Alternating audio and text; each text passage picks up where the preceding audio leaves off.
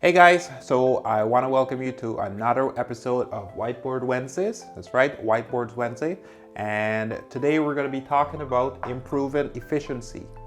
Again, this is an introduction topic, so we're not going to get into too much details into it, but I want to talk about some of the things that you want to think about when you're talking about improving efficiency. So stay tuned.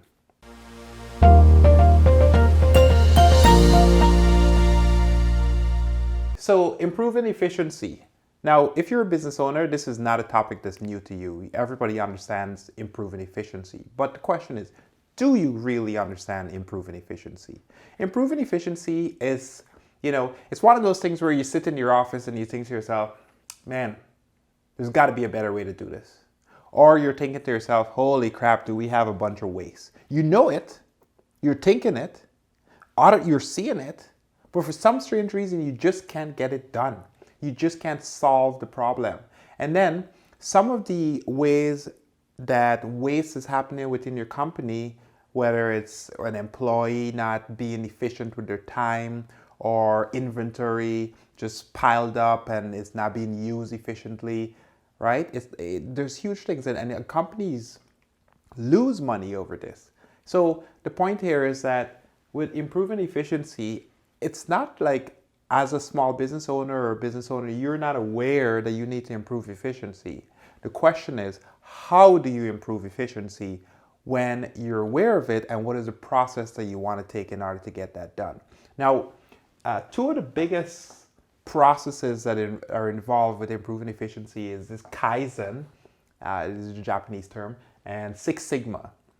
And these are both very well-known process for improving efficiency, and there's methodologies around them. So in the Kaizen sort of process, this is more about human improving cultures of company and trying to figure out how everybody from, say, the owner of the company right down to the janitor could kind of make things happen efficiently and just kind of work together. And then over here, it's more of a process, right? This is more of a very process-driven sort of like, what can we do to make things more efficient? But we're not going to be talking about either of these today. Why? Because you are a small business owner. And you know what? Kaizen and Six Sigma sounds great and there's lots of processes around them. But if you're a small business, these two, to be honest with you, like you could take some principles out of it. I highly encourage you to do some reading up and learn about them. But the truth is that it's just not the right thing for you as a small business. So let's talk about the process of improving efficiency. So if you're a bigger organization, you normally go into a company, consultants, right? And what they do is they basically come to your company and they spend some time and look at the process, and they look at your staff and see the procedures that they're doing. They look at your inventory, they look at your books and knows what's going on there. And they try to find these holes. And then they come back with this massive document and they say, here, we found all the inefficiencies in your business. Go do something with it. And you're like, well, yeah, half the thing you just told me in this meeting, I could have told you, right? So this is the problem with the problem of inefficiency, because the irony is that you hire consultants who then tell you the problem and then give you this massive paper, but haven't actually fixed the problem. So it's just added more inefficiency to an inefficient process, which, listen, no offense to consultants. I'm a consultant myself, so, you have to do it, right? The good thing here is that what you want to do is you want to have somebody from an external source come into the business and look at the business, because it gives you a fresh eye and a fresh perspective. That being said, there's a balancing act. How can we find those inefficiencies, fix them, iterate on them, and then get them forward, okay? Now, what I want to talk to you about mainly today is really just the use of software. So we covered this a lot in the business, or at least in the introduction to business automation video. So watch that. So the truth is that improving efficiency goes hand in hand with business automation. Like, they just go directly all together. But there's a couple of things that I want to talk about just quickly here, with regards to improving efficiency. When you're thinking about efficiency, there's a couple of things that you're trying to do. Number one is you're trying to cut costs, right? Cut costs. And this is a huge one. all right? Because there's just things that you know you're losing money on, but you need to figure out ways to do that properly. The other thing that you want to do when you talk about inefficient or increase in efficiency is you essentially want to, increase sales.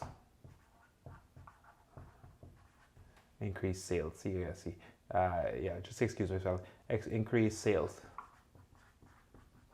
Right. So those are two ways, and then the third one I would put on this list here is really just how to maximize on your resources. So resources, RESOURCES, resources, right? So how do you maximize on the resources? So these are really the three things that you're doing when you're trying to think about improving efficiency. And the real takeaway from this video is that we could go on and on about efficiency and how you could go through the process. But what I really want you to do is, as a small business owner, you have to think about these three items and then put a procedure in place so that you have a benchmark, a way to track whether those changes that you're putting into place are actually working. And that's the key takeaway that I want you to get from this video, because most of the small business owners that we deal with, one of the problems that I see is that they know that there's a problem, they understand that there's a problem, then they make a change. But that change is not necessarily being tracked, okay? And because that change is not being tracked, they don't actually know if they're making progress or not. And that's where you want to get to. So the bottom line is that if you're going to try and even tackle improving efficiency, you're going to have to do it with some sort of system to keep things in place. And usually that involves software, right? TWARE. Okay? Usually that involves software. And you're going to notice this theme time and time again with all our videos that I keep putting out, because, while we're not necessarily trying to sell you our software, it'd be nice if you buy it, but while we're not trying to sell you that, what I'm trying to get at here is that for you to tackle some of these big problems in your business, you're going to have to use software. And, cutting costs is an example, right? So, removing staff members, let's say, or finding ways of making things better. You could, once you put that system in place, you have software to kind of keep track of it, and then it'll tell you, okay, are you doing good? Are you doing bad? How did you do this month in terms of performance versus last month in terms of performance, right? So those are the things that you want to look for. Increase in sales, right? You definitely, you could look in your accounting books and see if you're increasing sales, but that's further down the pipeline, right? When you close the sale is really what you want to know. Hey, we close the sale, because it takes a while for it to get to the invoice and the billing and all that kind of stuff. And yeah, you see the numbers go up on the other side, but there's things that you could measure on the software side and the front line with the salespeople to see if they're actually improving the efficiency. Therefore, getting more leads out, sending more emails out, making more calls, doing the activities that essentially generates more business or leads to generating more business. And those are things that you want to think. It's not necessarily just a dollar figure, right? There's processes in between there. And again, software will help you to kind of figure out whether you're making progress or moving backwards. And then the resources, right? This is a big one, because with the resources, you're trying to do more with less, right? That's just the bottom line. You're trying to do more with less. So the real question here is, you don't have, say, technicians or contractors. How can you switch technicians very fast on a job site from one location to the next without keeping that information in your head? Because the minute you're keeping that information in your head, you're slowing things down, right? And or, you have some sort of manual thing. One thing I could think about is preventative maintenance as an example. So with preventative maintenance, people normally have a huge book, right? They have this huge book with just data inside of it. And this is my fancy book here, right? They have this book. And what are they doing with this book? Well, they're keeping a list of all the different jobs that they have to do. Do I have a job on a weekly basis, a monthly basis, a yearly basis, right? And what they do is they go to the book and then they basically say, oh yeah, we got to send a tech out to this job, or we got to send a maintenance crew, whatever. And then they show up, they look at that book, and then they basically think, this is an inefficient process, right? Software right? Make the connection. Software basically could keep a list of this, and instead of your admin person having to review this book on a monthly basis, depending on how many jobs you have, it would just automatically notify the service manager, right? So resources, you're basically doing more with less resources, okay? So keep that in mind. Again, this is a very high level video. It's really just to kind of give you some of the concepts of what we're going to be tackling in the next few months, and we're going to talk more and more about actual software.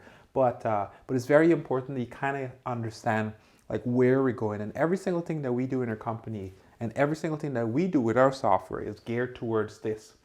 Where can we find these inefficiencies, and how can we help you to make things a little bit better? So I hope that's been a little bit informative. Like I said, these are high level videos, but I hope you got something out of it, and stay tuned for the next one, and have a great day.